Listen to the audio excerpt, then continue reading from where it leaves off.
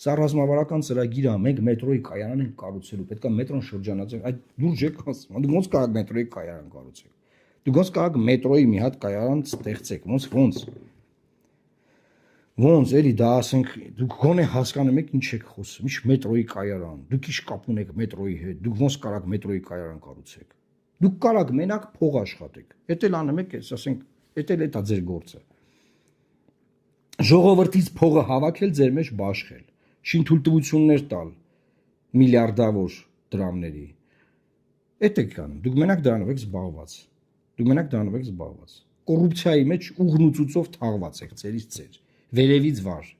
վերևից ներքև։ Մի հատ ասենք բանը միջին խավի է չէ, միջինից ներքև են մի 7 բան, ինչ ներքև, մի հատ չինովնիկ եք բռնում 600 անգամ ցույց տալիս։ Մի հատ ունենք դեպք, որ շինթույլտվություն տալու համար կոռուպցիոն գործարքով մարդ է բռնվել։ Ունենք։